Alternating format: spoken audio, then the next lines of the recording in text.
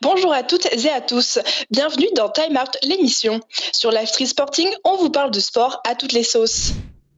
Aujourd'hui, retrouvez Céline en fin d'émission pour des exercices physiques à faire à la maison.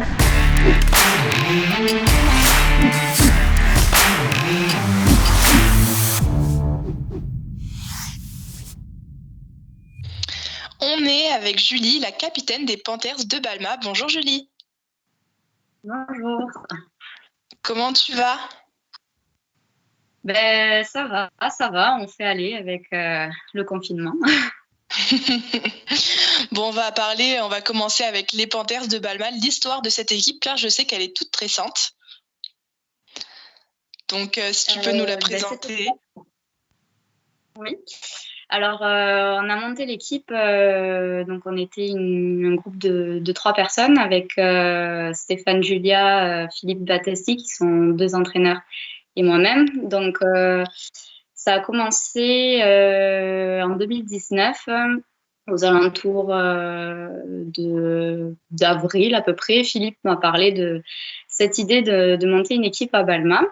Comme j'étais déjà éducatrice dans ce club quelques années auparavant, je me suis rapprochée d'eux et donc ils m'ont dit qu'ils étaient éventuellement emballés. Donc on est allé leur présenter notre projet et ils ont accepté d'avoir une équipe féminine à Balma. Donc on a commencé la phase de recrutement. Philippe s'en est occupé. Et en septembre, on a réussi à regrouper un petit groupe de filles qui étaient motivées. Et nous nous sommes engagés au championnat fédéral 2 à 15. Et on a environ une quarantaine de licenciés, et puis un groupe de 25 filles qui viennent, 20-25 filles qui viennent régulièrement aux entraînements. Et donc voilà, c'est parti de là. Donc ça a été très rapide, ça n'a pas été difficile de recruter des filles. On a eu la chance d'avoir une bonne communication avec la presse qui a pas mal parlé de nous. Après, le bouche à oreille, c'est souvent des petits groupes de 2-3 filles qui viennent ensemble entre copines. Et après, il y en avait beaucoup qui ont été attirés par le fait qu'on soit une nouvelle équipe, donc de rentrer dans un groupe nouveau. Parce que des fois, c'est vrai que ça peut faire un peu peur d'arriver dans un club où il y a déjà, les filles se connaissent depuis plusieurs années. Donc, en fait, ça a fait un de nos atouts pour arriver à réunir un grand nombre de filles. Et vous jouez du coup en Fédéral 2, c'est un niveau difficile ? Le Fédéral 2 en féminin, c'est le plus bas niveau. Il y a, à 15 en tout cas, il y a 4 niveaux, Fédéral 2, Fédéral 1, Armel Auclair, et après c'est le top 16 si je ne me trompe pas. Donc, vous affrontez des équipes un peu partout en France ?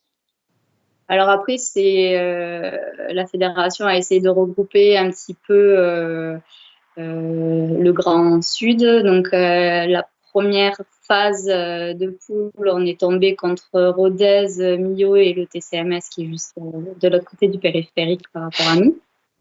Donc, c'est Rodez et Millau, ça fait des gros déplacements, mais ça allait. Et après, par contre, pour la deuxième phase, on s'est retrouvés dans une poule un peu expatriée en PACA avec Marseille, Avignon et La Valette. Et on avait Saverdun aussi dans la poule, mais elles ont dû déclarer forfait général parce que les déplacements, c'était un peu trop compliqué à gérer pour elles. Nous, on a la chance d'avoir un club qui a les épaules assez larges pour pouvoir financer ce genre de déplacement, même si on se retrouvait avec un budget de déplacement beaucoup plus élevé que l'équipe 1 des garçons qui joue en Fédéral 2. Et donc voilà. Toi, quel est ton poste dans l'équipe ? Alors, je joue principalement 15, mais après, ça m'est arrivé de jouer 9 aussi. Et une fois, pour dépanner, j'ai joué 3e lignelle.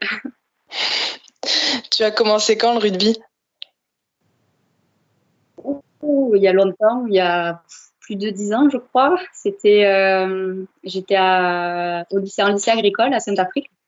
J'étais en internat et il y avait des filles qui passaient dans les chambres pour recruter pour l'équipe de l'école. Et je me suis dit, tiens, allez, pourquoi pas le rugby et donc, je leur ai dit que j'étais intéressée et elles m'ont un peu dévisagée. Elles avaient l'air un peu déçues que ce soit moi qui réponde et pas d'autres, peut-être à cause de mon gabarit, je sais pas, mais ça m'avait fait sourire. Et depuis que j'ai commencé, j'ai pas arrêté. Ouais, la passion, elle est venue direct. C'est ça. Et vous restez en contact, toutes les filles, quand même, malgré le confinement? Alors oui, on a un groupe sur Messenger où on discute, on s'envoie des petites images, des petites vidéos. Après, on a un groupe aussi sur Facebook où on échange. Les coachs nous ont envoyé des vidéos avec des exercices qu'on pouvait faire si on voulait se maintenir en forme et tout ça. Donc voilà, on ne perd pas le filon, le cordon. Est-ce qu'il y aura des projets en espérant la fin bientôt du confinement avant la reprise des entraînements en septembre? Alors, on espère pouvoir reprendre les entraînements, même si le championnat est arrêté. On espère pouvoir reprendre les entraînements à la fin du confinement.